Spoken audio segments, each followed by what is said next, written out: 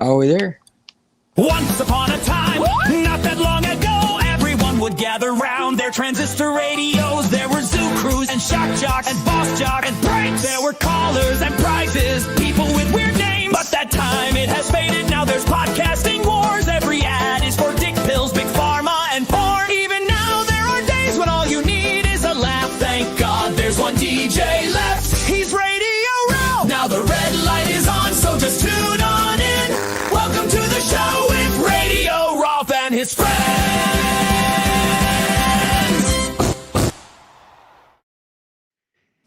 You know, right. Ralph, We are when I wrote live. that- We are Radio Ralph and Friends. I am joined by Ralph, AC. 1 second. We have You got the an echo. Ralphster, and we are joined as well by David Lovegrove, the Ralph, Viking hold on. Superpowers. In life, and what was it that led you, at least started you down the Viking path, sir?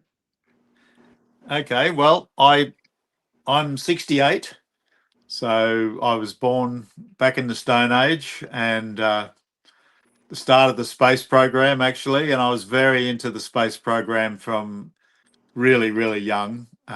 We got our first TV in 1962 when I was 4, and Australia and Queensland, where I come from, was a little bit behind the times.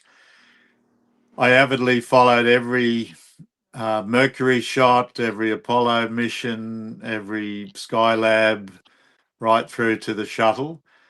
I was in the Air Force Cadets, which is, I think you guys call it ROTC, but Yeah. I ended up as a Royal Australian Air Force officer. I didn't make it into the Air Force to be a fighter pilot because I discovered too late that my eyes weren't quite good enough. And that's all I really wanted to do. So I sort of went on to other things. But during that period as a teenager, I had a big voice but a small body.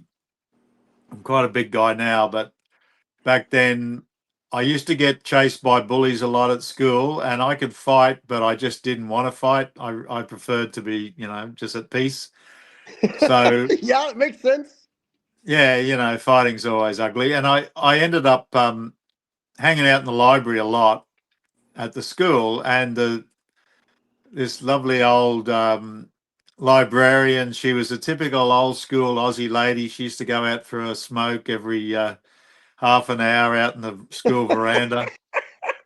And she had a raspy voice, but she was real sweet. And Was she, Professor Lovegrove, was she attractive? Was she a hot librarian? yeah, she was older then. She was probably in her 50s.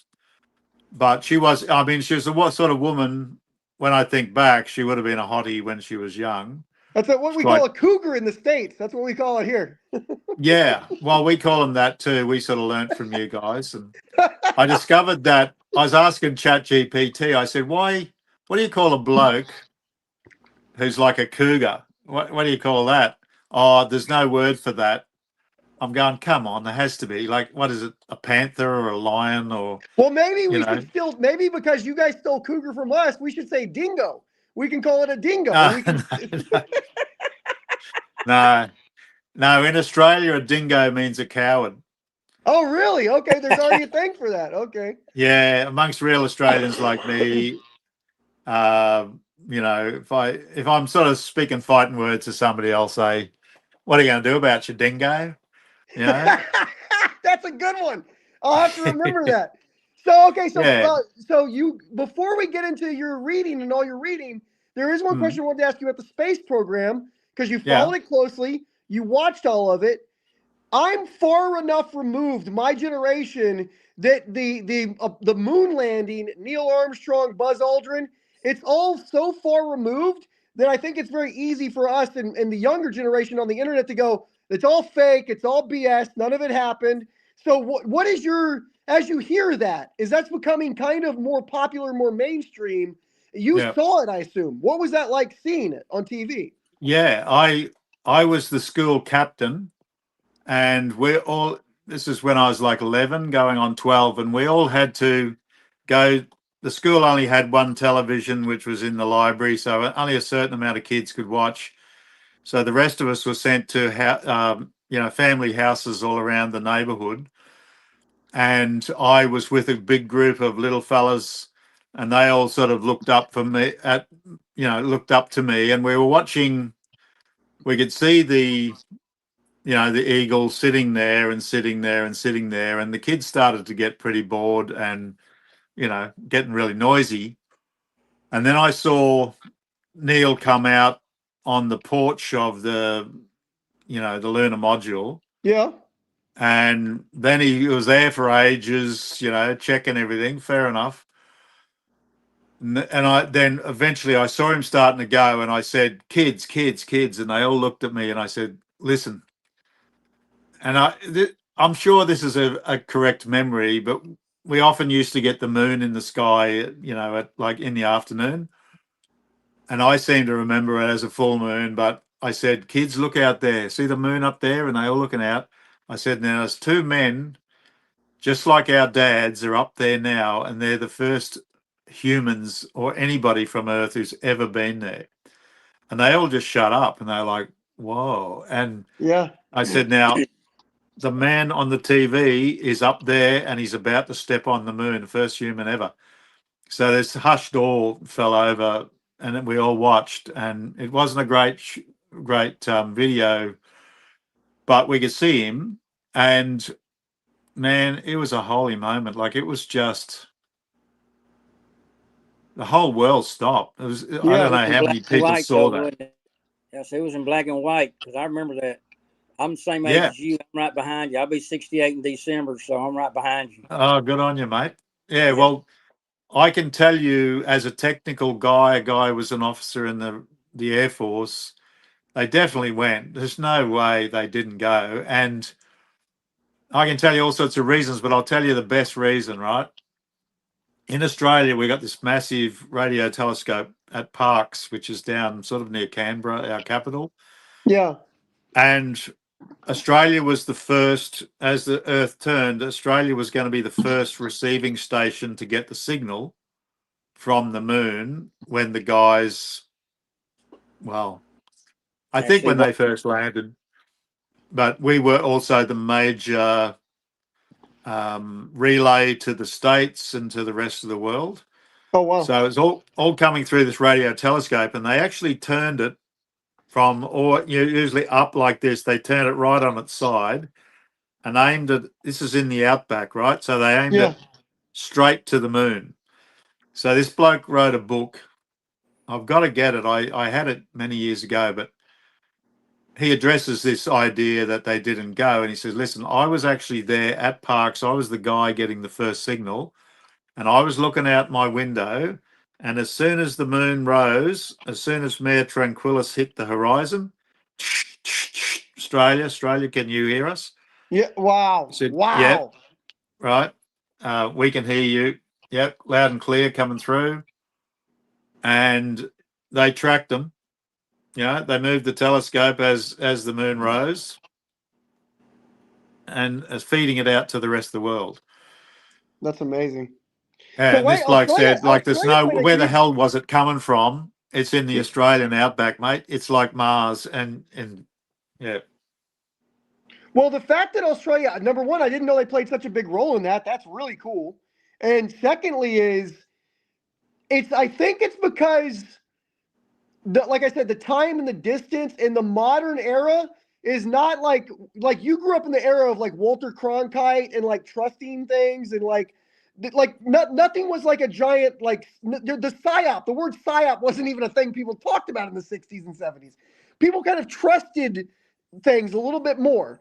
And I think there's something to be said for that, because I think when you're constantly distrusting everything, you kind of miss real things a lot of the time, Yeah, well, we were the last generation to be like you, American guys, like your dad there.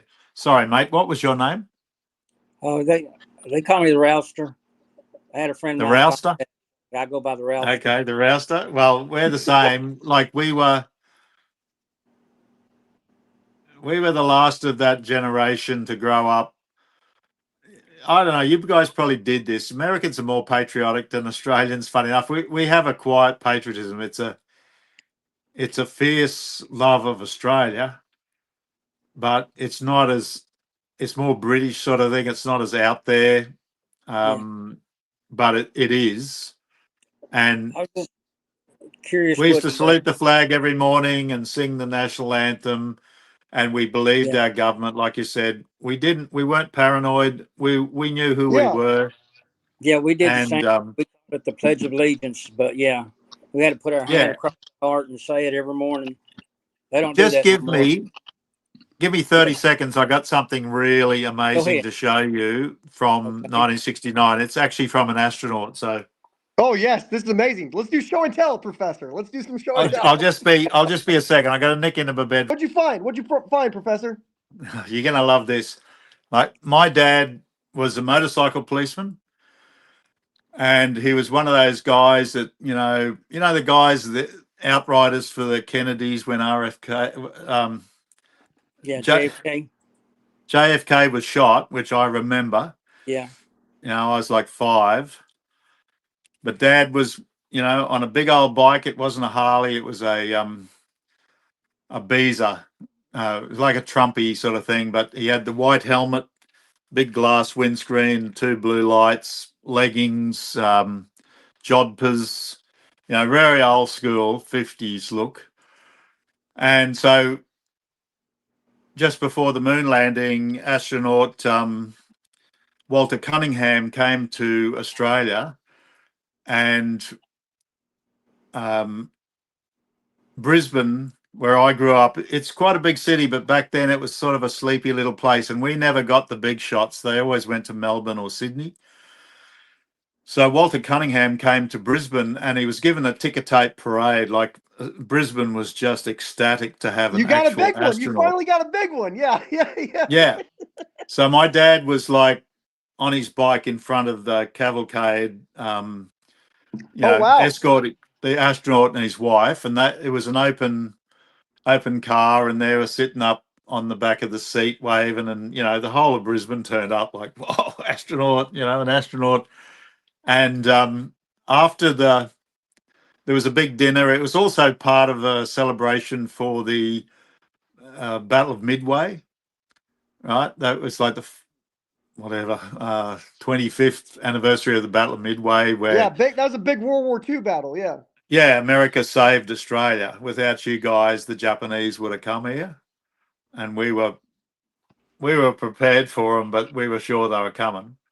And anyway, he gave Dad this rocket pin. Oh my God! Look at that! Dang. Wow! Can you see it? Pretty neat. Yeah.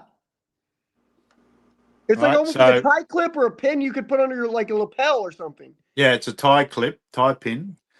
My dad gave me this before he passed away. Unbelievable. And this was, my dad was very proud of this, as you can imagine. Yes. And incredibly, I managed to talk to Walter several years ago, and I tried going to corporations and big businesses to get money to bring him out, because it was just before that big anniversary of the moon landing.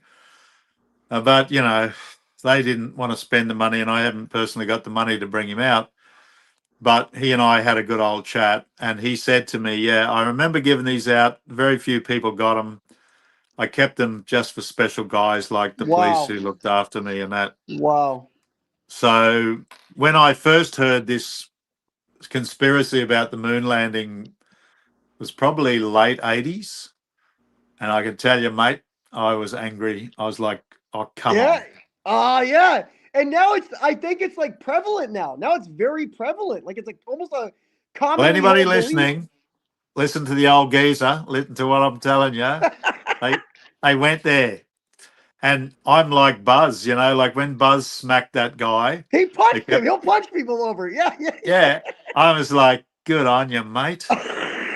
Give him another one for me. Well, I love that you shared that with us. I love that you saw that. And I was thinking today, it's the weirdest thing because it relates to kind of this idea of everybody kind of having a collective moment. And you had this like it's like you said, a holy moment where you're watching this. And oh, yeah. Today I was watching and I remembered it from when I was like in maybe middle school-ish, junior high. But I remember watching on TV and I was watching President Nixon's funeral today, and it was such a big deal when it happened that all the presidents were there, and it was on TV, and it was weird because when I was watching, I was like, man, this was like a national moment. Like everybody tuned in when Nixon died. They had this giant funeral for him because he was such a complicated American figure. You know, he's a very complicated figure. But Yeah. I thought to myself after seeing that, I said, those collective moments, those moments where we all kind of gather around and are in awe of something, that doesn't really, it doesn't really happen that way. Things go viral, but it's not everybody at one time experiencing the same, minus there was an eclipse recently. The eclipse was kind of like that. But short of that, it's very hard to have those moments now, Professor. Yeah, spot on. It's really hard. You know, your dad remembers what it was like. We only had a couple of TV stations. You guys had cable over there way back. We didn't get that until. We had three stations, and at midnight they went off, and they all played the national anthem. Yeah, that's right. We used to have the national anthem, then what they called test pattern. Yeah, that's what it and was. often half the day would just be this thing playing music before the movies started to come on. Yeah. But yeah, we shared in everything. Like I am considered a master of Chinese Kung Fu, and I've been into it since the 70s, but real proper Kung Fu since the late 90s. So I did want to ask you about that because as a Kung Fu guy, what is the discipline? Every discipline's different. Like each one has something that it brings to the table. Like Jiu-Jitsu is a defensive grappling thing. What is Kung Fu? What is that the art of? Well, it's a general term for any Chinese art, and there's many of them.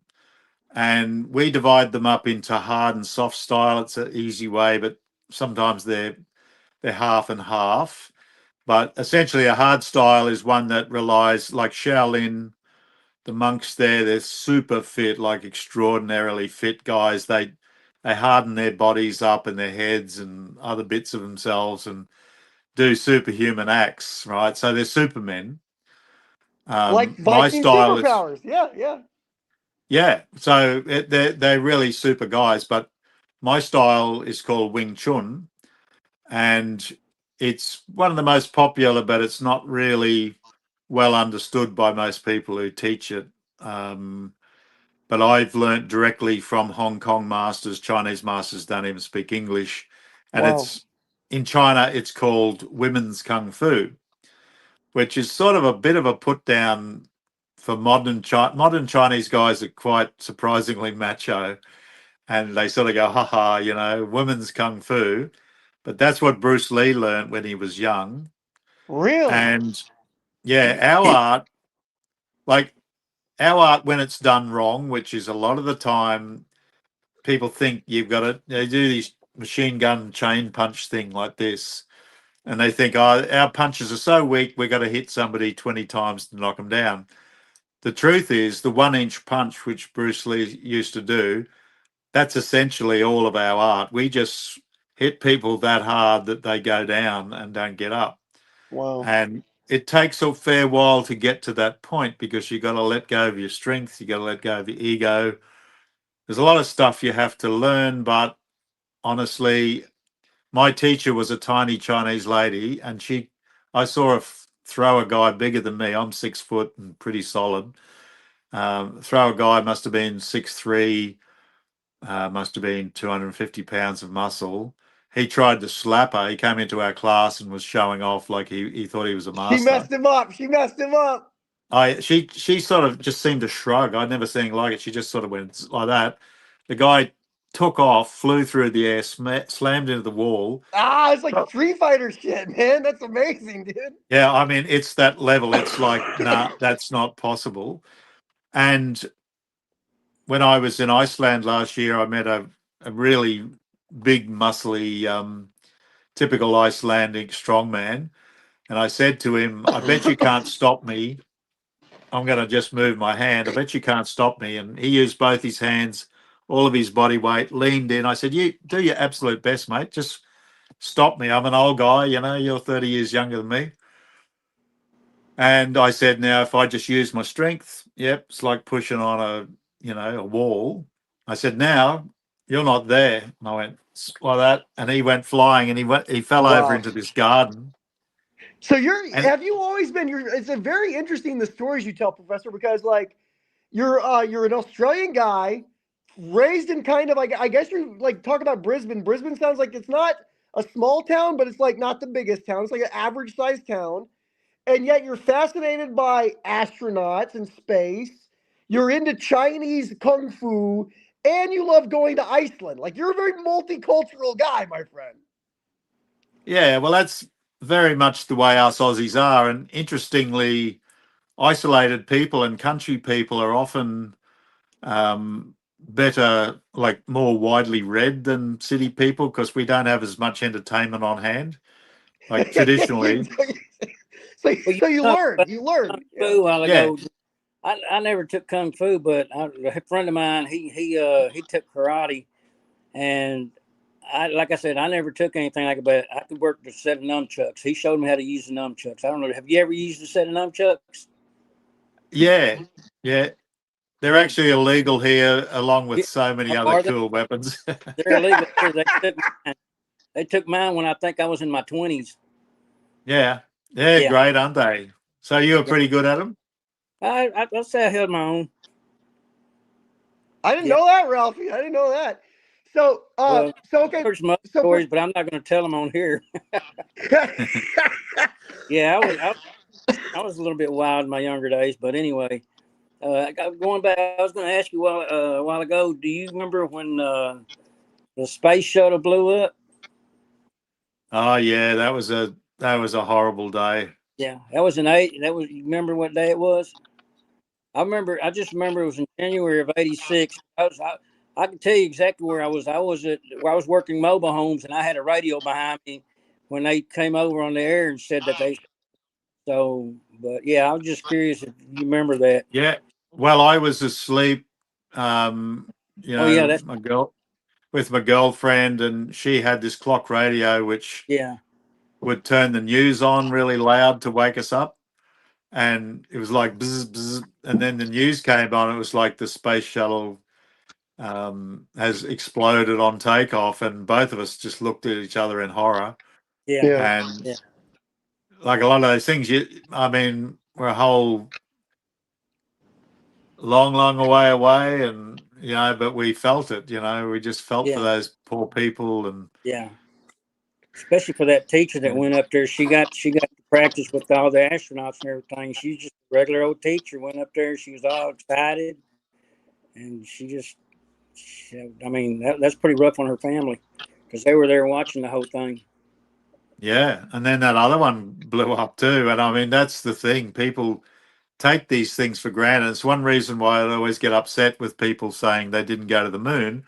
Yeah, Number one, most um, not very bright people I know who believe that conspiracy. They think they only went once. It's like, nah, mate, they went.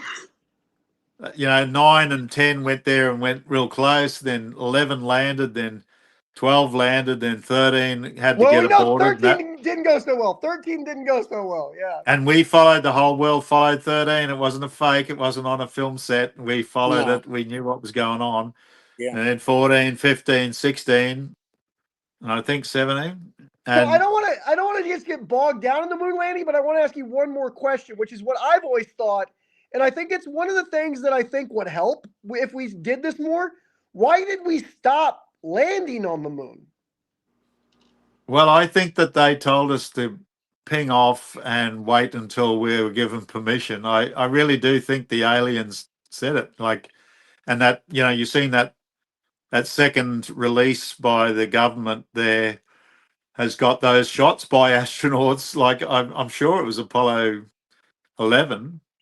There, you can see these blue objects off in the distance, and they're like, that's not dust or something. That's some multicolored thing hovering there. And there was, I mean, aside from, if people don't believe in aliens or whatever, they also lost the will.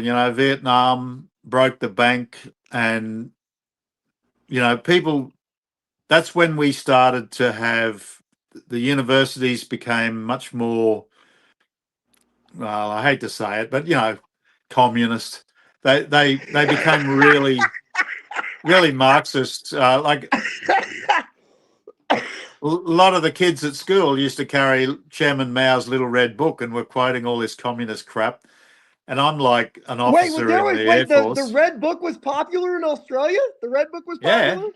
school kids, rebellious school kids are all getting into that. And the universities had, like the Communist Club and socialists, and they were always on about how great it was in Russia. And those of us who are not into that were like, you got to be kidding. Have you ever heard of Stalin or the gulags or what's going on over there? And one of my mates read the Gulag Archipelago by Solzhenitsyn and said to me, man, you got to read this. This is so Do you awful what happened in Russia. do you think it ever could have? Because I think there's an argument to be made that if you remove the trade embargo that the United States put on Cuba in the 60s, if you get rid of that and you allow free and fair trade, I think there's an argument to be made that Cuba could have been a successful communist country. Do you think that, or do you not think that? Oh, I don't know. I really don't know. The Cold War, it was a real war. It was just fought by proxies, Yeah, it was fought in Korea. It was fought in Vietnam. It was fought all over the place. It was one of the most hot wars that ever happened. Yeah, and South America was always, a hotbed of plots. And of course, the States was very involved in good and bad things there. And, the world's a volatile place, and the rich and the powerful are often the most extremely unpleasant people. And in those countries, there's very powerful people in every country in the world. It's not just the European type of person that's running the show, super rich and pulling strings. Everybody has a go at it. It's just human nature to want to, some monkeys want to be the top dog. Yeah. But yeah, the Cuban thing, I remember the Bay of Pigs debacle and all that sort of stuff. But I was shocked when. I often wonder if there was one country that could have pulled it off. I really think it was possible they could have done it. But I mean, again, it's hard to know though. When you like, how do we ever? You can't revision history. History is what history is. It goes the way it goes, So who knows? But yeah, well, as Australians, we have quite a socialist system, but it runs here because we're a small population, a really big country. We look after each other. Like an Australian doesn't ever have to think about, I haven't got hospital insurance. Like most people don't even have insurance because if you're in an emergency, they just look after you. That's it. You go to the front of the line. it is kind of, to the rest of the world, the way we do it here in the United States does seem a little crazy, right? It does seem a little wild, right? Oh, it seems really, sorry, but it seems really harsh to us because we grow up like we're sort of like Sweden or somewhere, that type of socialism that's about capitalism, but it's also about, it's making sure it's a hybrid model. It's a hybrid yeah, model. making sure everybody's okay, and even the poorest people and even the worst people get treated pretty good. Like you guys got a lot of sometimes homeless too in good. Australia? You guys got a lot of homeless there? What's the homeless like in Australia? We do. It's not as big as it is in the States and Canada from what I've seen, but yeah, it's mostly the mentally ill people who are not, they should be in hospitals, but they close the hospitals down. That's really most, and drug addicts, young people who've sort of lost the plot. But even then, they get a reasonable living wage, and there's all sorts of groups that look after them. Yeah, So, that's beautiful. Here, Australia's a beautiful place. Yeah. Down here, there's a lot of people that I've seen, young kids. I'm talking about they're in their mid-20s, and they're sitting there on underneath the bridge trying to collect money. And the thing about it is, though, when they can actually get a job, but what they're doing is they're just trying to get enough money to pay for where they're staying at a motel next door. I've seen that a lot, and that Right. they're young and healthy, but they don't want to work. Like you said, they're lazy, and they're probably doing drugs. So yeah, I see that a lot. Yeah. Well, I'll I give don't it want to get to too. vet. I don't want to get. If I see a veteran on the side of the road, and I know he's a veteran, yeah, I'll give him a 5 or 10 or something like that. Here, go get you something to eat. I can tell. I mean, they've got a leg lost or something like. I know they've been in the war in Vietnam and stuff. So yeah, I'll do that sometimes. But then there's the ones that you can see that they don't want to get a job. So those are the ones I don't give. The ones that I see that really want it, that really need it, yeah, I'll help them out. So Yeah. I want to ask before we, because I don't want to get too. There's so many. You're such a well-read guy that seems like you can almost talk about any subject. So I want to get on what you know the most about, though. I mean, it says under your name Viking Superpowers. We got to talk about Viking Superpowers for a second here. What does that mean? What are those? What's going on with that? Okay. Well,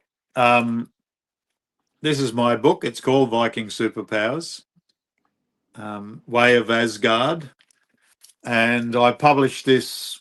Yeah, it came out in May, Okay. and it's basically I took my 50 years of just hobby interest in the Viking Age, the history.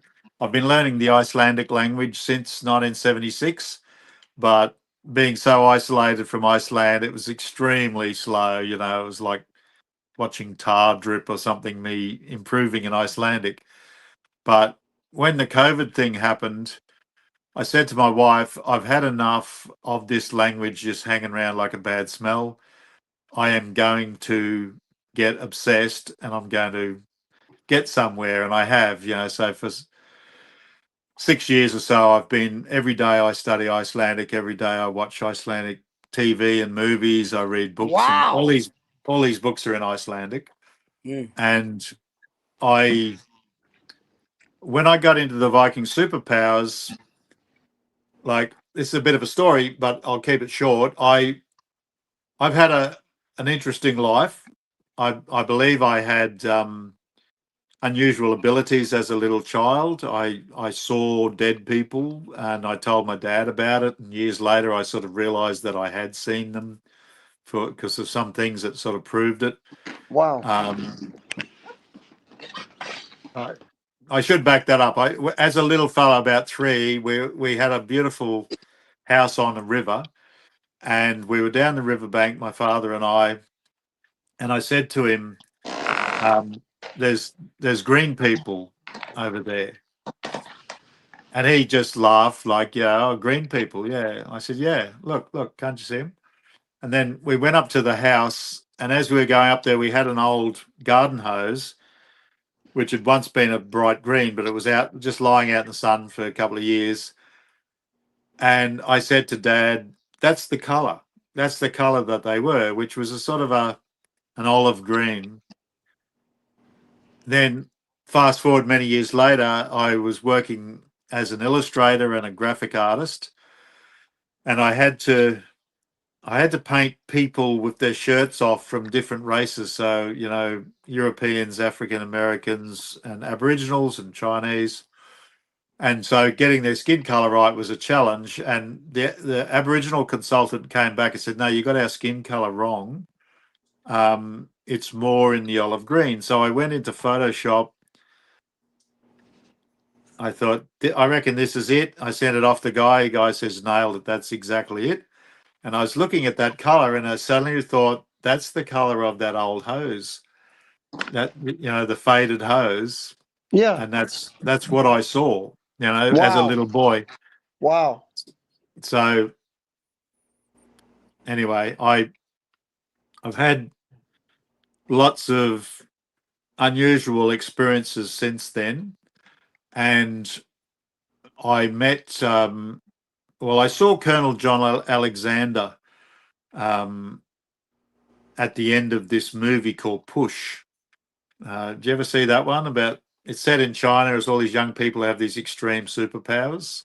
I think it's got the kid who played Darth Vader in the prequels. I think Hayden Christensen. I think is he in it, Ah, or is it Chris Evans? Is it Chris Evans from Captain America? I think I yeah, know. Chris Evans is in it. I think Okay, he's the main it's Chris guy. Evans. He's in it. Okay, yeah, I know. I'm familiar with it. It was like it was kind of like a superhero movie, but it wasn't like a straight from the. It was like a lesser Yeah, known superheroes, like it lesser was known. really interesting. It was really dark and Yeah, savage, yeah, but on the DVD they used to have all. Remember they'd have specials, and there was a documentary called "The Science Behind the Fiction." And the producer was a Scottish guy, and he was talking to this man called Colonel John Alexander. And this guy was amazing, and he was talking about how he'd been involved in the US Army from 1980 on, researching the paranormal, psychic abilities, remote viewing, all these things because the Russians were doing it. yeah. And I got to the end of that, and I thought, holy cow, my abilities are actually real. Like, I sort of knew they were real myself, but this guy's basically saying this stuff's real, but it's suppressed. And then the movie The Men Who Stare at Goats came out, Yep, I and remember that that's, movie. Yep. yeah, it's a great movie, and it's the handsome grey guy. George Clooney. Yeah, Clooney's character is based on John Alexander's character. Okay. Yeah. Yeah, so then through a friend of a friend, I had the great luck to be able to interview him. And yeah, we talked about all this stuff, and he basically said, yeah, it's absolutely kosher. Like, it's real. He said a lot of Christians in Congress and the military in the States really hate this stuff because they think it's of the devil. And the atheists also just think it's a lot of rot, and they push back heavily. But he said, we know it's real. We know these powers are real. So I started writing a book about my own experiences and what I discovered in Chinese Kung Fu, and this thing that I realized. I'm a fine artist as well. I got a master's degree in visual art, Wow. and there's this thing in the back of your head. It's like a feeling, like a sort of a glow. And when you get inspired in art or even writing poetry or writing in Kung Fu, when I use that power, I feel this glow in the back of my head. It's Wow. sort of a blissful feeling. And then I realized that's what they do in yoga. And then I sort of I went, oh, wow, this is meditation. And this is where these powers come from, is that the rear brain that connects to the whole world somehow. So then have you heard of Paul Wallace?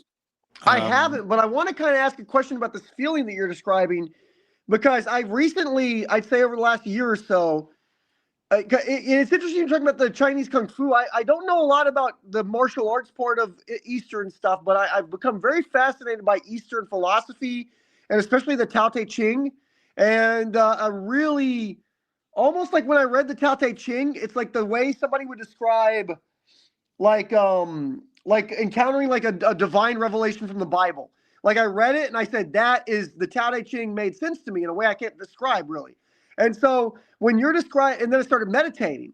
And at first, when you're meditating, you're almost telling yourself that it feels silly, kind of like you're trying to hold your back a certain way. You're trying to, like, oh, I'm going to just, it was described to me like letting your thoughts recede like the ocean. They come up and you let them wash away. And it really, like, I realized that's kind of like poetic, but really what it was for me was sitting still and just shutting up, sitting still and just shutting up. And then eventually, as long as you can have the tolerance to stay that way, you're going to start slipping out of your selfhood. Like, I don't know how to describe it. You're going to feel how the way you said this, the back of your head connects to everything. When I'm in a deep meditative stance, there's no difference between the tree that I'm next to and the grass that I'm sitting on and the wind that's blowing. It's all I don't know how to describe it, but in deep meditation, I feel that it's all one somehow. Yeah, well, that's exactly what we're seeking. And once you get there, anything's possible, mate. It's the land of miracles, and it's a natural state, but we're taught that it doesn't exist, or it's just ignored. Well, I think it's And ignored because so much is coming at us in the modern world. You know, it's like we're getting inundated by and what I read neurologically speaking is your brain really doesn't decipher the difference between a ping on your phone and a cougar coming to eat you. Like it's all danger. It's all your brain just goes there's danger. those cougars again. Yeah, yeah. There's a certain type of cougar I wouldn't mind coming after me right now, but I'm Yeah. saying the danger, the fight or flight instincts don't really prioritize. They don't prioritize. So when you're just getting blasted with marketing messages and environmental noise, it's almost like impossible to feel what you can feel in silence. Almost, you almost have to have that silence. I think. Yes, you're absolutely right. That's the core, and it's an ancient thing, and that's where I was leading to. Is because Paul Wallace, he has a YouTube channel called The Fifth Kind, which has well over 1 million followers. I think 1.7 million. Wow. And Paul was a Church of England minister for 35 years. He was like an archdeacon, so he's very high in the Church of England. You might call it the Anglican Church. Yep. And The reason then we left England. Yep. yeah, and he basically became right into the von Daniken, Zachariah Sitchin type of thing because he was finding it in the Bible, and others have pointed to it. But Paul just took his deep knowledge of theology and translating and went into the Bible and went, wow, this is not a story of God, at least in the Old Testament. It's a story of multiple powerful beings that get translated as God, but it's called Elohim. And the other word that gets mistranslated is Hashemayim, which is Hebrew, and it means the sky or essentially outer space, but it gets translated as heaven. So every time you find the word heaven in the Old Testament or the New Testament, it doesn't mean a metaphysical place. That's a later theological take on it. It's actually just straight out says the sky. And the word in the New Testament in old ancient Greek is uranos. Well, But and I recently 2-3 years ago gave up the car, and I just had gone straight walking and being outside. And one of the things that I've noticed is when I look at the sky, there is like it's like all this ancient stuff is still in us. It's still in us because when I look at the sky yeah, and I realize that the sky that I'm under, this sounds super silly and simple, but it's powerful to me. The sky that I'm under is the sky that you're under, and it's the sky that China's under, and and we're all. It's kind of like being in the aquarium without a roof. It's like being in the aquarium without a roof on top of it. And that's when I actually a see that, pretty good description of where we are. It is like an aquarium. yeah, But yeah, and you, what I did with the Vikings is because I've been studying the language so long, yeah, and at the same time I inherited this massive library. Like I'd collected about 50 books over 50 years about the Vikings. Very hard to find. yeah, I'd only had a few Icelandic books that are sent to me by an Icelandic pen pal friend. And then this Icelandic mate of mine who lives in Sydney said the family of a Norse professor wants to give away his library, and the universities have all rejected it. And if you don't take it, it's going to go in the rubbish heap, right? yeah, And I was like, no way in the world is that happening. yeah. We I'm gotta getting save the those books. books. We gotta save the knowledge. Yeah, Yeah, so I've got all the sagas here, like every Icelandic saga written about the Vikings and the wow, particular books about the myths. I've got them in the original language. So I started to look for those two words, uh, the sky and heaven, right? And the other word, gods. And I yeah, just saw what are the words here. And in the same way it is in the Bible, I found in the Old Norse, the word they translate as gods often is Aesir, which literally means the powerful people of Asia. And they're also called the Diyar, which means the sons of the sky people. And That's an interesting one. That's interesting. yeah, it's very interesting. And the word for the word that gets translated as heaven in any popular Viking myths, which is very popular books about the myths of the Vikings, they always use these words heaven, but the words are not saying heaven. The word is himen or loft, which we say that aloft in English. It just means up above the clouds, but Mhm. himen literally means up where the planets and the stars are, right? It doesn't mean Space. another dimension. It Yeah. means up there, like up there in the sky where the birds are, right? Yeah. So it's falsely translated to give it this sort of mythic fantasy vibe, but the way the old guys wrote it, they were saying the powerful people from Asia lived up in the sky and they had a great shining halls up there that were super bright and that were built out of shining metal and Jesus, had come a on, man. Come on now. Oh my had a God. and they said, they had electric fields around them, like literally electric fields. They had power weapons. And it just went on and on. And the more I researched, then I went to Scandinavia for a month, traveled around Denmark, Sweden, Norway, and then I went to Iceland for a couple of weeks, looking at the most mind-boggling stuff that I was researching for my book. And I put it into the book. And this, see on the cover, there's that strange-looking flying craft. Yeah. Well, it looks like I don't know what people see when they first look, but it looks like a bird, but you see a man in there. Yeah. I almost see like a cat-like face. I see a face in there, though. I see a face in there. Yeah. Right. Yeah. Well, these are wings at the side, and that's a Okay. tail, Wow. right? And then a helmet up here. But as an ex Royal Australian Air Force officer, I was trained pretty thoroughly in aviation principles. First time I saw this, I was just like, no way in the world. Like, this is from the Viking age, around about 950 AD. Yeah. And this is a flying suit, a machine that was made by an elf called Voland. And he Wow. was the greatest smith and engineer of the time. And it says that he flew up to the clouds. And when you look at this really closely, I don't know if you'll be able to see it on here, but where I'm pointing to there, can you see Okay. two hooking shoulder shapes, Yeah. almost like claws? But when you see them really up close, they've just got to be flames. And Wow. I could go on about why I think they're flames, but as soon as they're flames, then you've got to say, what the heck is that? That is some kind of thrust. That is an ancient representation of a jet. Wow. Wow. Could be a rocket, but I don't think so, because if you look up here, see these roundels, Yeah. these knobs, right? Yeah. It doesn't just go around them; it spirals into them. Yeah. I see that. These are Wow. the air intakes.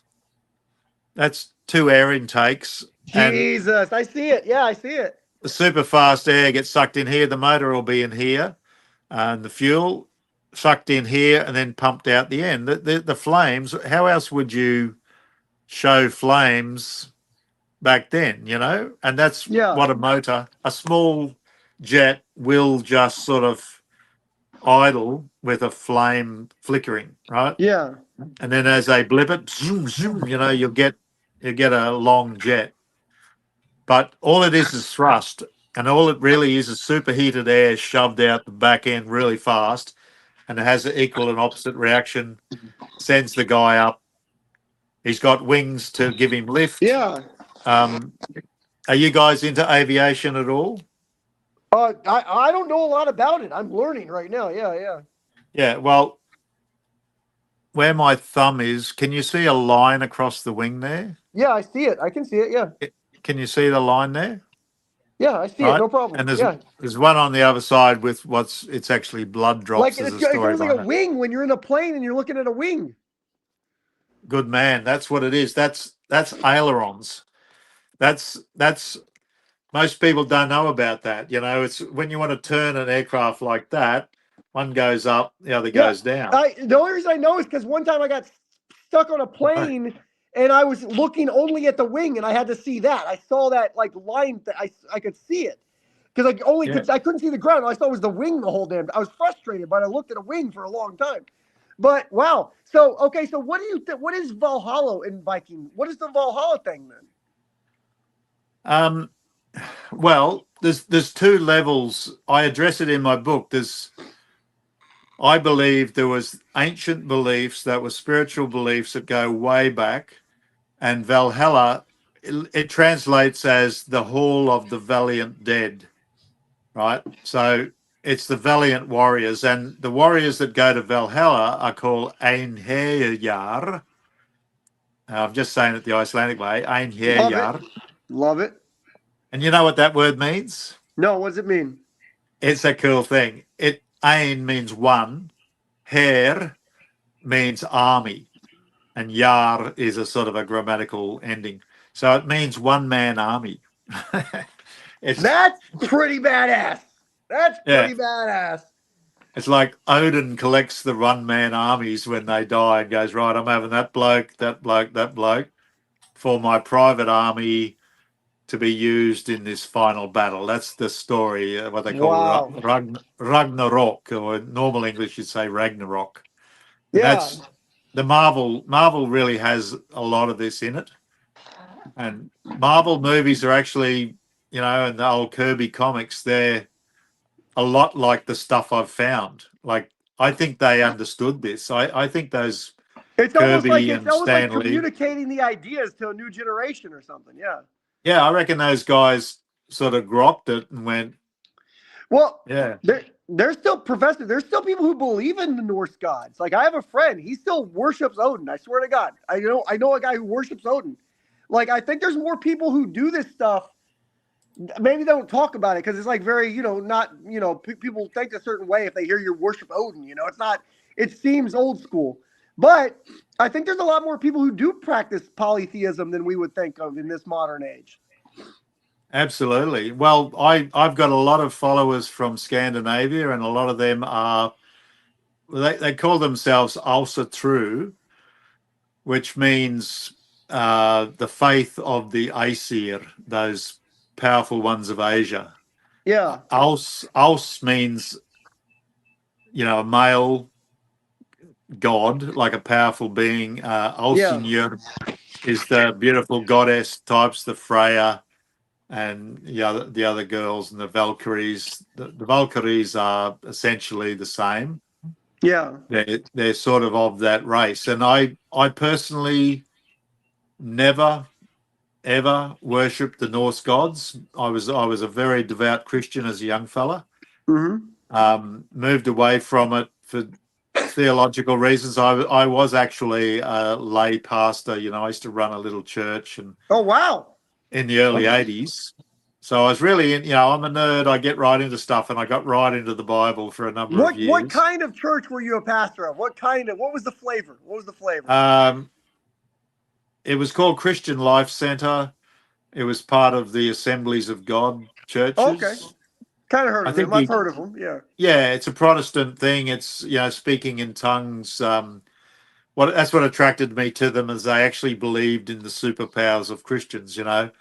They really believed Jesus' words when he said, these things I do and greater shall you do if you believe in me.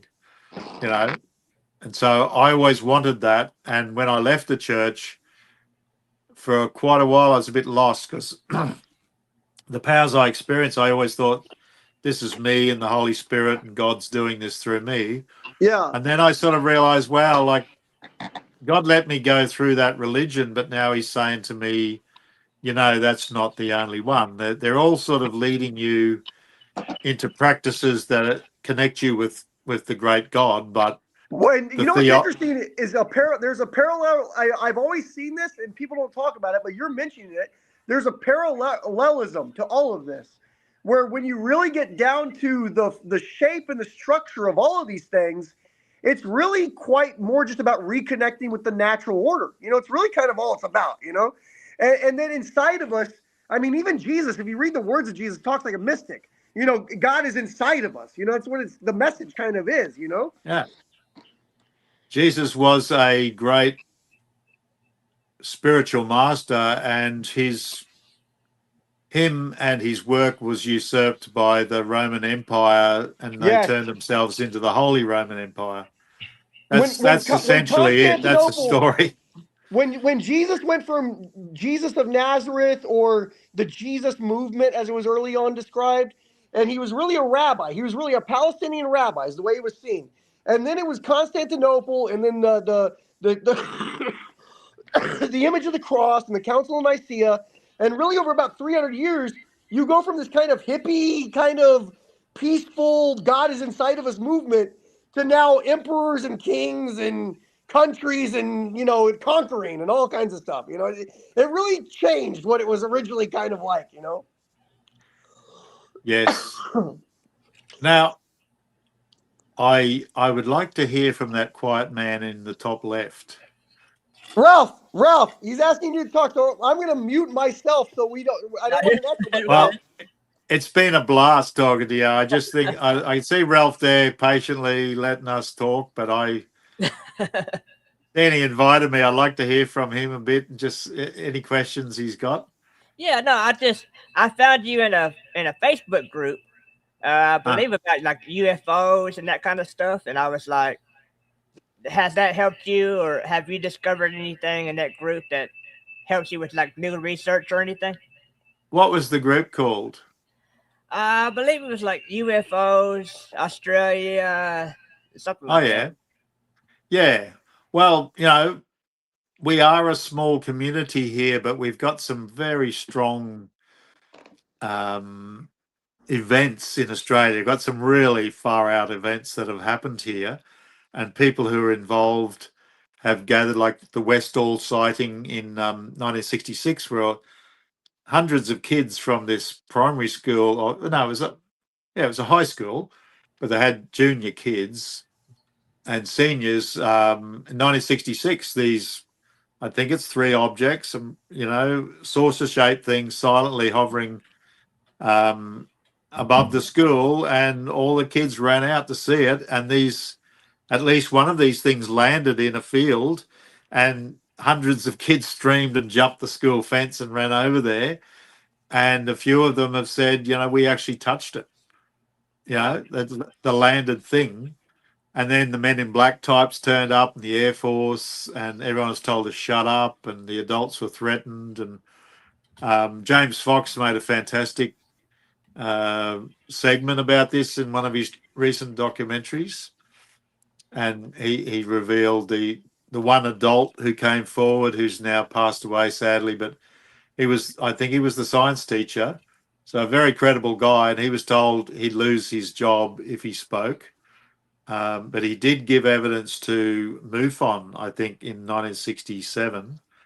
But then he came forward just before he died and said, now I'm going to talk. I don't care. I'm just going to tell you what happened. And then they found this guy just down the road, an old man. He was a young man. Then he was an amateur photographer, and he took a photo, and it's just like, it's this bell-shaped silver UFO, and it's so clear, and it's just right there above his house, and it's the best photo ever. So James revealed that. But, my friends in the, UFO Encounters Facebook groups and networks, there's so many interesting people and good people, and we all support each other. And I'm speaking with a lot of them at our only UFO festival, which is coming up in about 3 weeks up in North Queensland.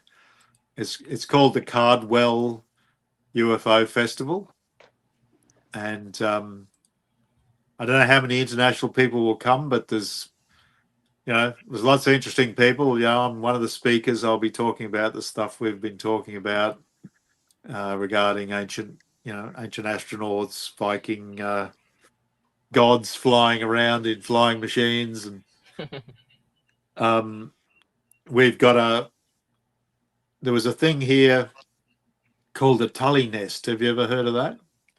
I have not. I'll write it down, Tully. This is a really, really interesting thing to research.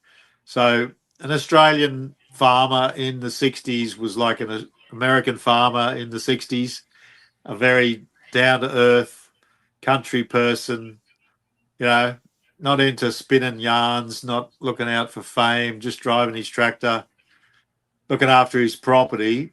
And this bloke came across these 3 perfect circles in a pool that was full of bulrushes, and this pool actually had a lot of crocodiles in it, right? So it's not the sort of place you go wading in. The crocs are under the water, but the world became aware of this, and there was so much happened, and it's actually very similar to something that happened in the States. I think it was later. I think it was in the 80s, but this, like a Pennsylvania Dutch, not a Amish guy, but a guy who spoke like that, real down to earth bloke. He's in his lounge room talking to the interviewer, and he's talking about how I was out in the tractor, and the tractor just stopped, and I was thinking, what's wrong with this blinking thing? I just had it fixed up, trying to start the tractor. He looks up and is like, what is that? And there's this massive thing floating near him, and I think later he saw 3 of them, like this thing that happened in Australia, just floating, these big silver things, and the bottom was spinning really fast. And he just, in a matter-of-fact way, says, I just sat there looking at them, and I was scared, but I thought I'd go up nearer. So as he walked up to them, they just took off and headed off at insanely fast speeds. So anyway, we got an interesting scene here, and I would like to see the sort of great conventions you have there in the States, in our bigger cities like Sydney, Melbourne, Brisbane. Yeah. Yeah, I know your YouTube channel's doing pretty good. I know before you became Viking Superpower, you made it a little change to that channel. So how did that go? Yeah, well, I was calling it the Portal Superpowers originally, which was where I was talking about this concept of connection and how it really solves a lot of issues, how to enter into the heightened states, paranormal experiences, creativity, physical power. And that was my thing, was just to be a person helping people to understand a higher level of human ability. And also I had a near-death experience back in, quite an extreme one, back in 1980, and I wanted to I sort of was talking to people about that, talking to some of the pioneers in that field, and then this Viking thing came along, and it was just too good. I thought, no, I'll swap to the emphasis on the Vikings, and I knew I'd lose some people, unfortunately, but I knew that I'm one of the very few non-Icelanders who speak and read their language, one of the few people really steeped in the history, and having a library like this, and I just thought, I've got to do this. I really, the world of research deserves all this, what John Alexander called a road less traveled. He said to me, he wrote Colonel John Alexander, that guy I talked about, he wrote this great blurb for me on the back. Oh, wow. He wrote a blurb for you? Yeah. I'll read what it says, right? It says, throughout the entirety of recorded history, there have been reports of interactions between humans and sentient non-human beings. Among the most persistent legends are tales of Viking gods. Expert seafarers, for centuries the Vikings dominated the northern seas and spread their narratives of beings that possessed extraordinary capabilities. Not bound by land or sea, sometimes they flew either in craft or into battle as fierce female Valkyries on winged steeds did ride. And then he says, To simply write these wondrous and multifarious stories off as Norse mythology would be a disservice. Here, a most unique researcher, David Lovegrove, has emerged to illuminate long-forgotten sagas that titillate the imagination. Who would have thought it would be an Aussie with arcane linguistic skills and who can read the Old Norse manuscripts in their original form who would update the world? But here you are, and this is the first in a series of books that will explore and bring to life Norse history as it once flourished. Colonel John Alexander, author of UFOs, Myths, Conspiracies, and Realities. That is a blurb, my friend. What a blurb. Wow. I know. He's a great guy, a lovely guy, and we sort of kicked it off when we first met. I was very new at interviewing people. I used to talk too much. You probably notice I like to talk, but I wouldn't let him talk as much as I should have. And when I edited, I realized that, cut myself out as much as possible, and it helped me get better as an interviewer. Yeah. The way you guys just quietly let me talk, but I learned a lot from talking to him. But we're both into martial arts. Do you remember in the movie Men Who Stare at Goats, they had this First Earth Battalion?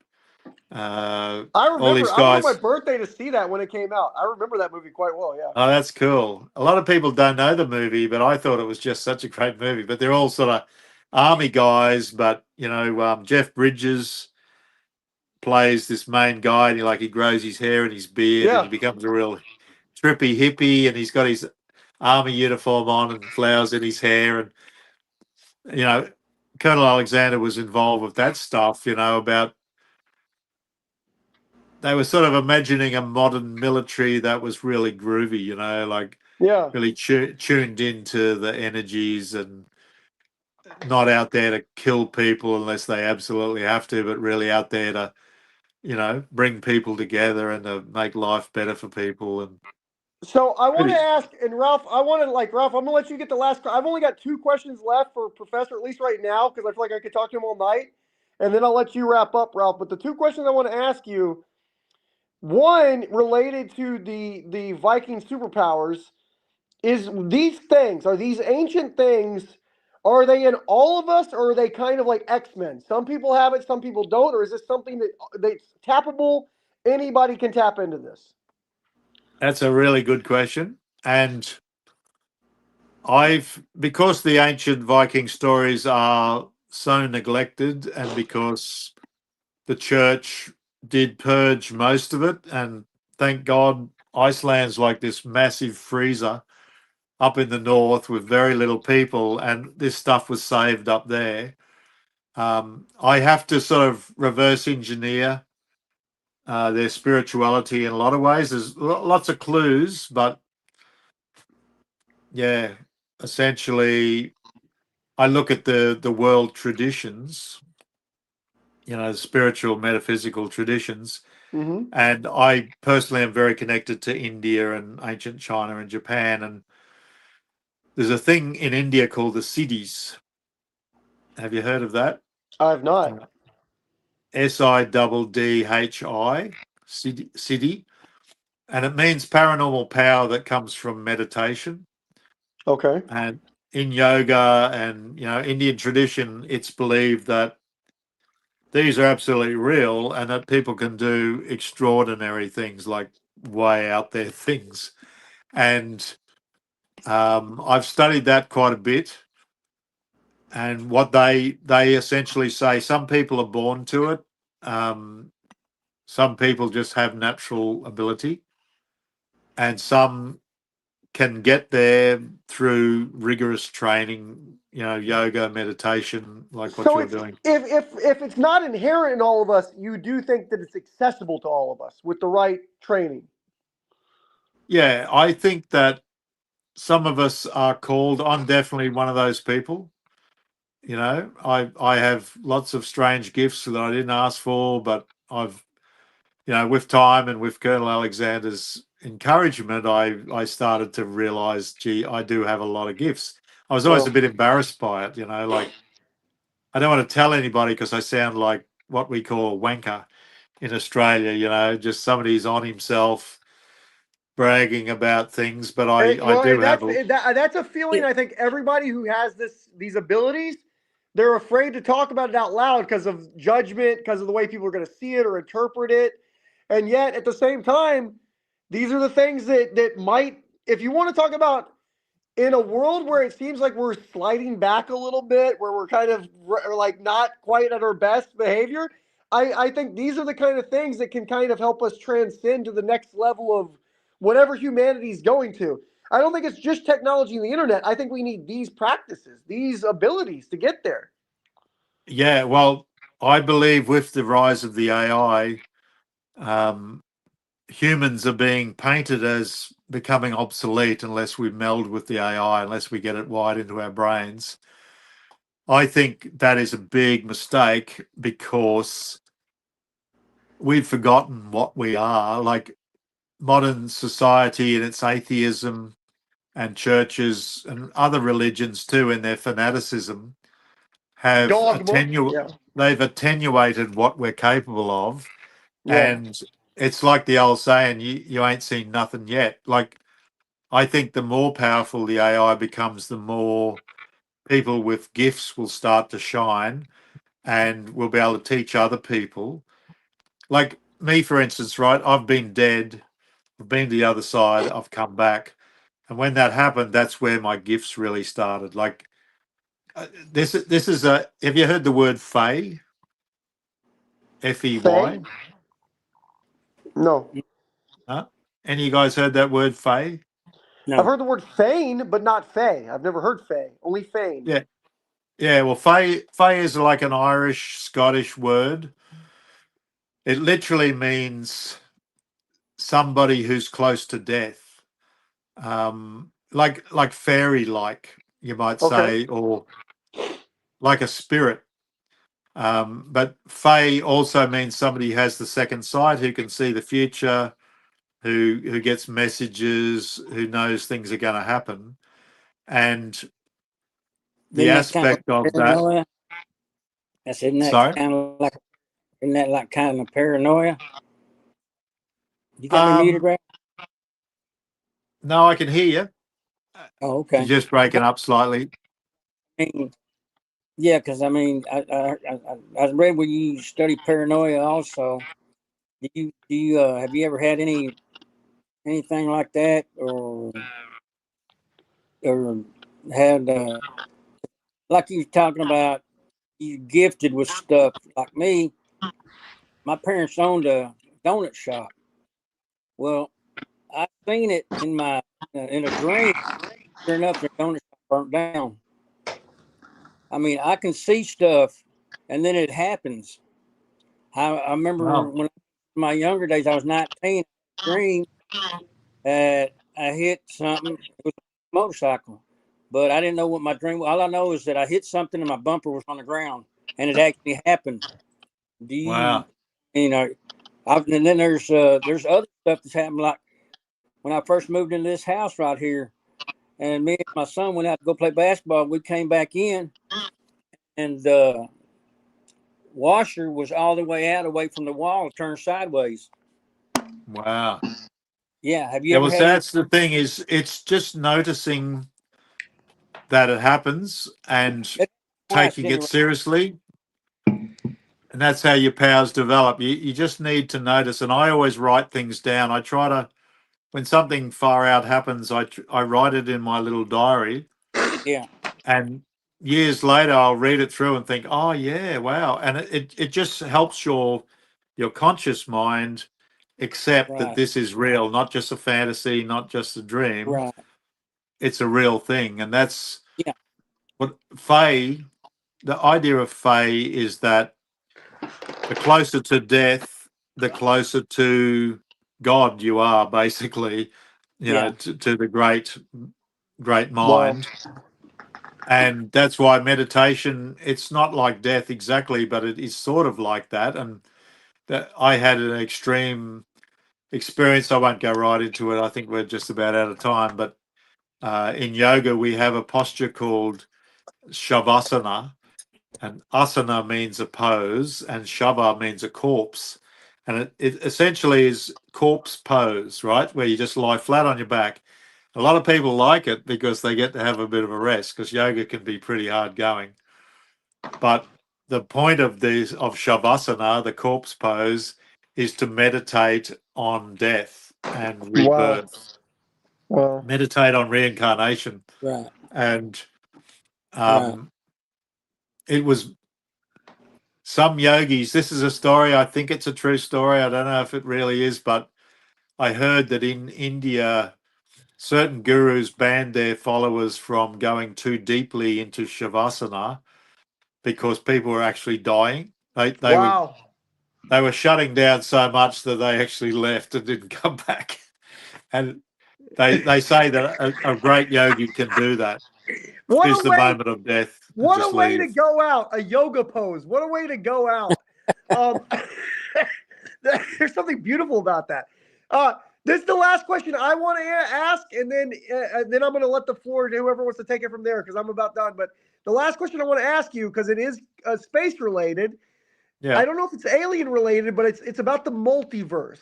So I'm a believer in the multiverse. Do you believe in that? What are your thoughts on that? Because to me, it kind of everything to me is Russian nesting dolls in a sense in the universe. This fits into that, and that fits into this. Even our body is kind of a series of Russian nesting dolls.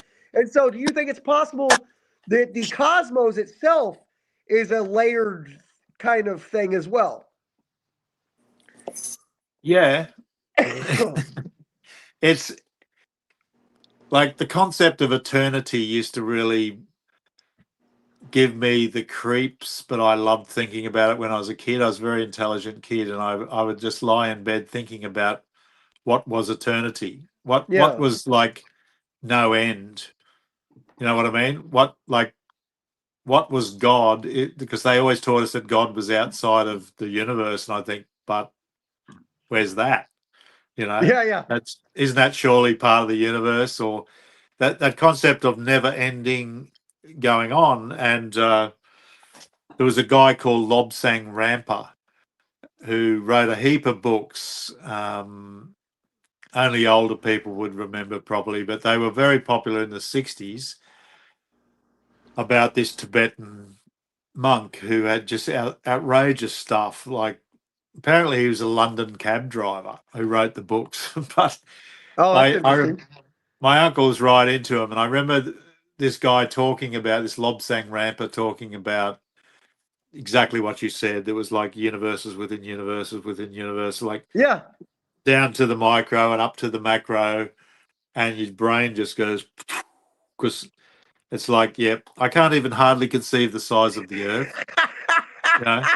Now we're wanting to put ones into other ones. I don't want to even think about that.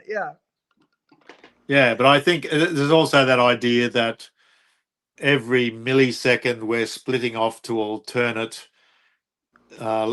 streams, where if I go like that, but in another one I went like that, another one I went like that. There's two of you, and there's living separate lives. And it changes everything. And I've had a wild life, and I've missed death by a fraction many times. And I've sort of come to the conclusion that maybe I did die. Maybe I fell over that cliff when I accidentally stepped backwards, and but then I continued on the one where I didn't step backwards, or I continued on the one where instead of getting hit by that semi-trailer, I was just an inch over and it just took my mirror off, or that sort of stuff. I suspect that I'll get to the end of my life without dying, because all the bits where I died, I won't remember them. I'll just skip to the one where I didn't die. So there's a weird one for you. I've experienced many near deaths. I'm like you. I've rode 4 times in a vehicle. I've been. I would tell you some more stories, but they're pretty bad. So I'm just going to leave them out. But yeah, do you believe in telepathy? Oh, absolutely. Yep. Yeah, I do too.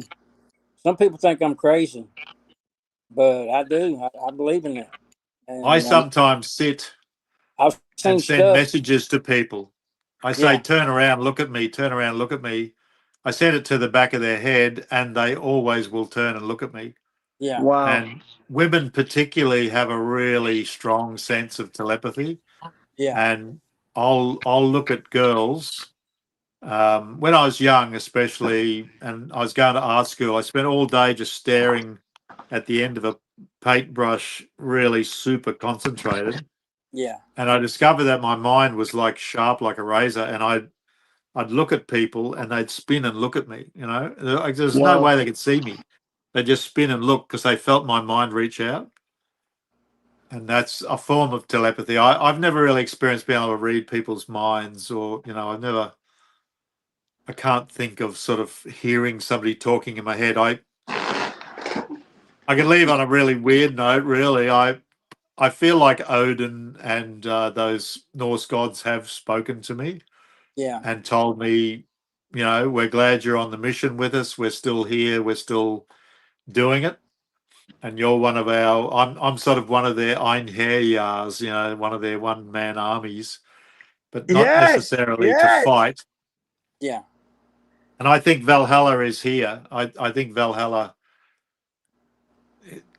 this is it, you know, it's this life. And there's other things that I could tell you about Valhalla, but I'll stop, you know.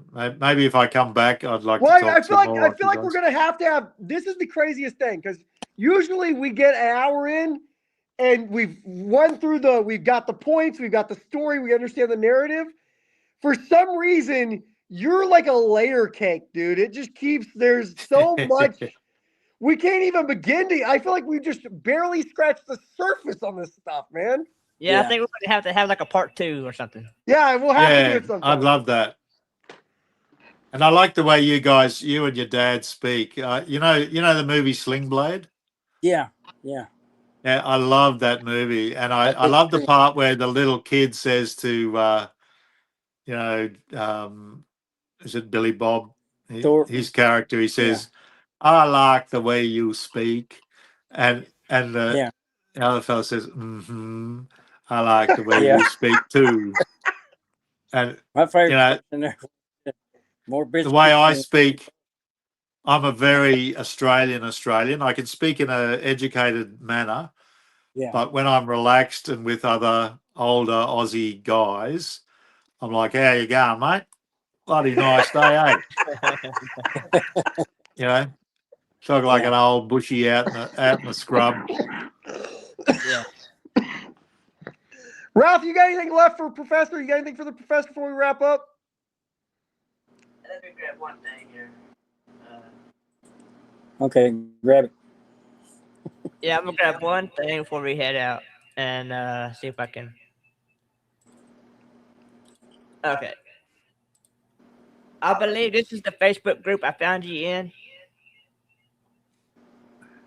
Not sure if you can see if I can. Yeah, I'll It's just it's very small on my screen. I can't find a way to maximize the screen, but It says UFOs, I know how to do Australia it. UFO sightings.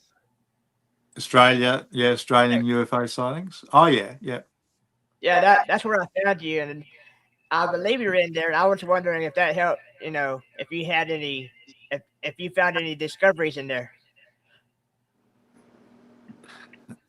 You mean from other people's? Yeah, it's like their experience and stuff like that. Yeah.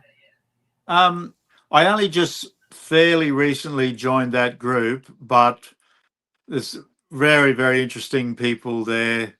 One of my friends, two of my friends, a lady called Rowan Bow and Lynn. Sorry, Lynn. Is it Kazuli? I can't look it up because it's on my phone. But Lynn, both of them have extraordinary experiences, really extraordinary, and they're both speaking with me at the Cardwell UFO Festival. And people update just things they've seen in over last night over my house. Some amazing lights, and they're obviously not an aircraft, not a flare, not Venus, not a bloody weather balloon or a lump of swamp gas. They're obviously something real. And people have contacted me there from, like, there's a an incredible case in Australia called the Frederick Valentich disappearance. Have you heard of that? I haven't. No. I'm going to educate you guys. Just write this down. Valentich is Valentich. Okay. It's like a Russian name, but you read up that, mate, you'll go, whoa. And I could have been involved. Like, would you like to hear a short story that's pretty wild? Yeah, go ahead. We got time? Sure. Okay, so 1978, I'm 20. I'm a surfer. I'm sort of a long blonde hair, tanned, little blonde goatee surfer guy, like a Californian beach dude. And I'm at the first coffee shop that I'd ever been to. We didn't really get coffee shops until the late 70s. So I'm sitting there and enjoying this amazing coffee, and a very beautiful young girl about my age comes up, and she's dressed in like a suit, which was very unusual, like very elegant, looked like a French lady, something like that. She looked like an older lady, but she wasn't. She was obviously a 20, and she was that beautiful. She was like, oh, like a Swedish movie star. Yeah. And she said to me, "May I sit with you?" And I said, "Absolutely, please sit down." So she sits down, and everything about her is beautiful. I could smell her fragrance. Her hair was perfect. And I noticed that she had strange green eyes, like they weren't natural green eyes. And that's the only odd thing about her. Esther was just va va voom, but looked like a movie star. But she had these strange green eyes, and she says to me, "I'll come to the point. You're a very handsome young man, and I'd like to make love to you." Hey-o. And I'm like, I'm a 70s guy. I'm a surfer. I'm like, okay. My place is just down the road. And she says, "Oh no, not right away." And I said, "Why not? Let's just go." And she said, "No, you'll have to wait." And I can't remember exactly, if we said other things. It's a long time ago, but I said to her, "Are you from Sydney?" Because for Brisbane boys, Queensland, Gold Coast boys, the Sydney girls were the wildies, like the big city, Sydney. The girls from there are just a bit freer and a bit wilder you than could that. you could sleep with a Sydney girl. You could sleep with a Sydney girl. Yeah. Oh, yeah, they were very hip, and in the 70s, free love was still really much a thing. And and the girls from Sydney were adventurous. And so I thought she was a Sydney girl. So she said, "No, I'm not from Sydney." She said, "I'm not from around here." I said, "Well, where are you from?" And she's looking at me with these green eyes in all seriousness. She says, "I'm not from this planet." What the fuck? And I'm like, okay. And I'd been a nurse. I think I'd just left nursing. I became a farmer, or I was, I was working as a groundsman at a big high school. Just driving a tractor. But I had a lot of experience with psychiatric illness and looking after people like that. So now I'm really paying attention to this girl. I'm thinking, is she, personality disorder? Is this schizophrenia? But the way she's immaculately dressed and the way she presented, she just didn't feel like that. But, that doesn't necessarily mean she wasn't. And then I'm looking at these green eyes and thinking, those eyes are not natural. And this was like at least 10 years before coloured lenses came in. They weren't really invented until about 87. I've sort of researched this. So then I think she's just what we call pulling my leg. which means, Yeah, she having a little prank, doing a little prank. Yeah, taking the mick. Taking the piss out of you, mate. Taking the piss out of you. Yeah, that's what we say. Taking the piss. Taking the piss. But there's no sign of humor, right? She's just looking at me, and she's so beautiful. She's and I'm dead like, ass serious. She's serious. Yeah. Yeah, I'm like, wow, what am I dealing with here? She says, listen, the mothership is coming to pick me up. I'm on a mission with a group. Next Saturday down at Redland Bay, which is on the Bay of Brisbane. I used to go there a lot because I was always surfing over at this island called Stradbroke Island. And there was a barge there. There wasn't a bridge. You had to take a barge. And I suspect she must have seen me there. She must have been checking me out if she was really who I think she is. And she says, I said, yeah, mothership. And she says, yeah, I am. I'm not from this earth. I told you. If you come, if you got the courage to come, we'll take you out. I'll take you into space. We'll be lovers. I'll show you the universe, basically. And I'm like, wow. And I'm, a big part of me wanted to go.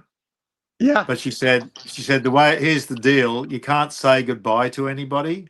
You can't tell anybody. You can't tell your parents. You can't tell your girlfriend. You just gotta if you go. got one. You just gotta take the ticket. Yeah. Yeah, you just got to disappear. Nobody can know what happened to you. And I'm like, nah. That just seemed too sort of wrong, to leave them thinking that I just got killed or whatever. And she said, I can give you the coordinates. And I'm like, I don't really know. I don't have a map of that area. How do I find the coordinates? And anyway, I said, no, I'm terribly sorry. You're the most beautiful woman. I really wish I could come, but I can't. She said, well, that's a great pity, but I'm not forcing you. It's up to you. So I remember getting up and leaving, and then all the way home, I really was quite like on edge. I was thinking they're going to grab me, for sure. The tall blonde guys with the white hair, are just going to come and grab me. But that didn't happen. And I was wary for a couple of weeks. I was really watching out that the aliens didn't get me. And so here's the thing.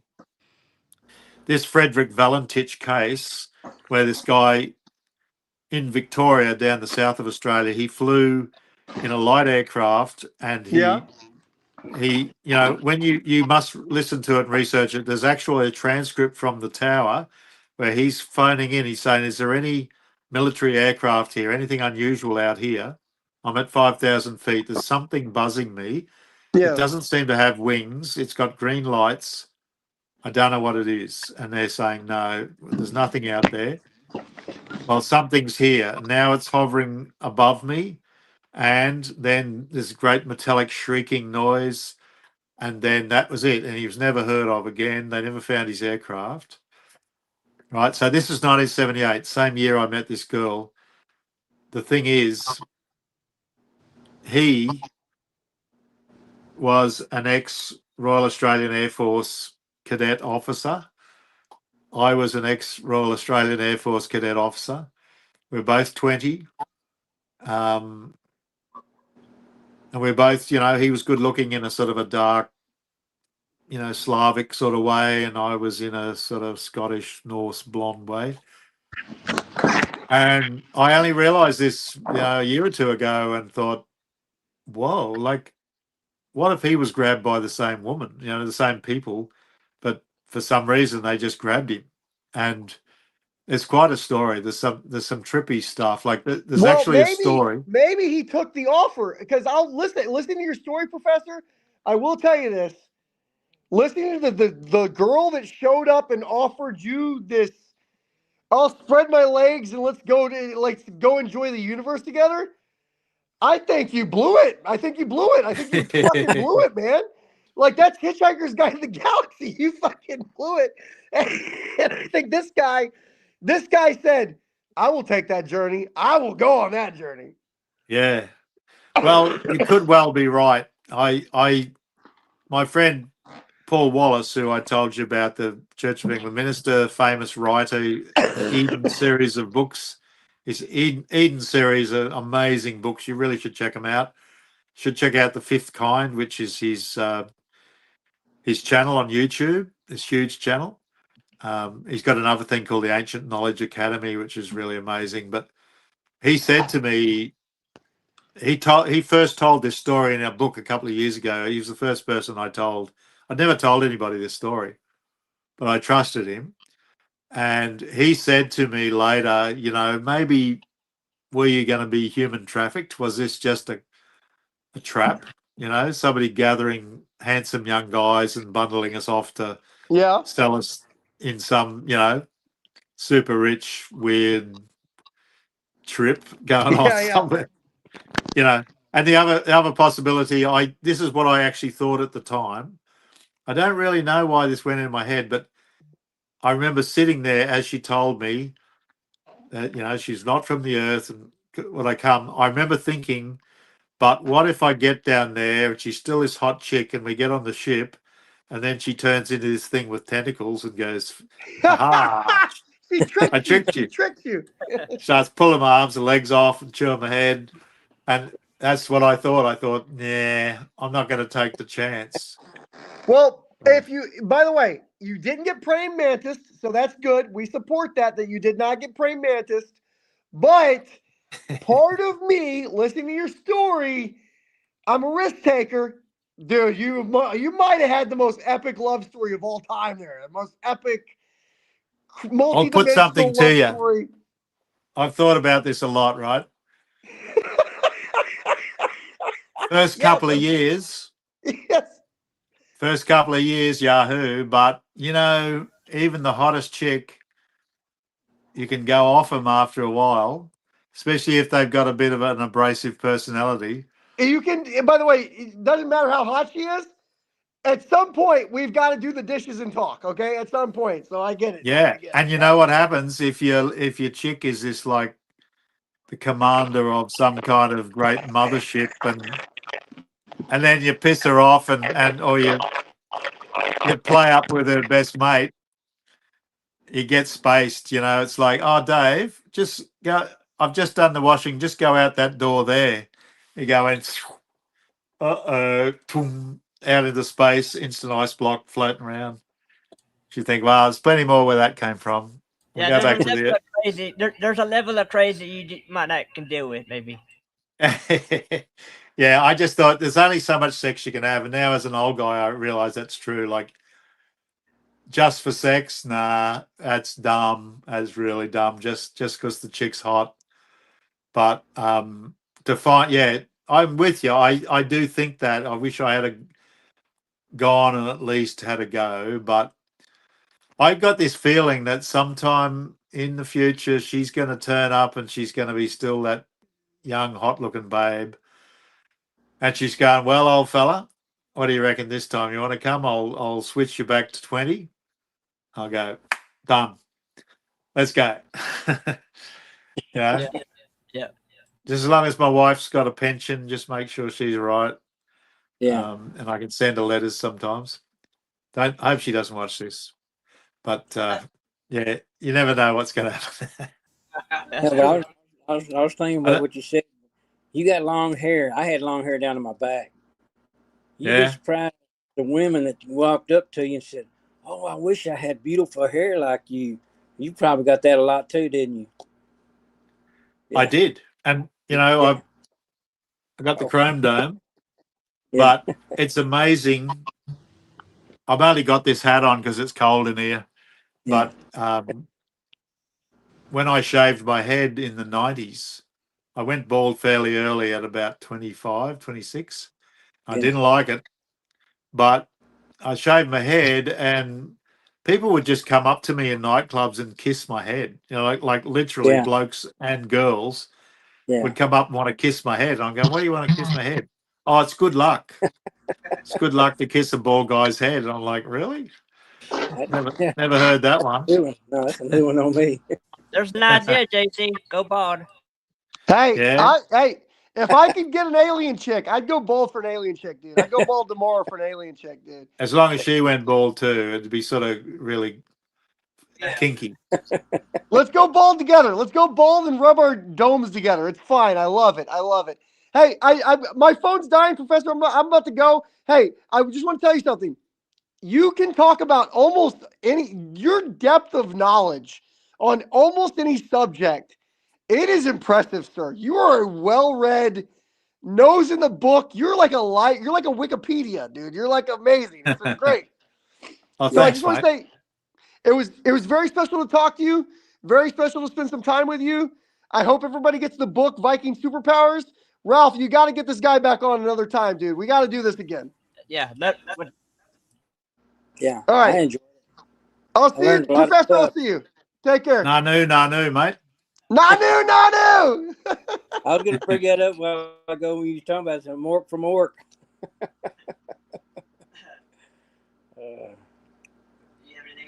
No, that's it. I'm good. But yeah, I was just trying to see what he trying to know about what he thought about telepathy. But yeah, I got answered on that one. So yeah. But yeah, we could talk about that later on some more. I'd like to know a little bit more about that. So Yeah. Absolutely. I just want to promote your event, this music event coming up, so you can talk about that a little bit. Yep. Can you hear me okay? Yeah, we got you. You've just got that echo in your voice a bit again, but yeah, that's a great little card there, and that's what I'm doing in August. you can hear? I mean, Okay. we would love to have some international visitors. We're hoping to build this into a very regular. It's going to be a yearly event. It's been on a couple of years, and it was very successful, and I was very honoured to be asked to come and speak. Okay. That's it. You can finish with him. Okay. Yeah. Yeah. But, okay. So let me. Yeah. Well, we really appreciate the time that you shared with us. Oh, now we lost everybody. Well, I'm still here. I can hear you. Yeah, like I said, we really appreciate the time you shared with us, and we're happy we can promote everything that you're doing. And yeah, we'd love to have you on again. I'm sure JC has a lot more he can get into with you, and my dad as well. And I can do that as well.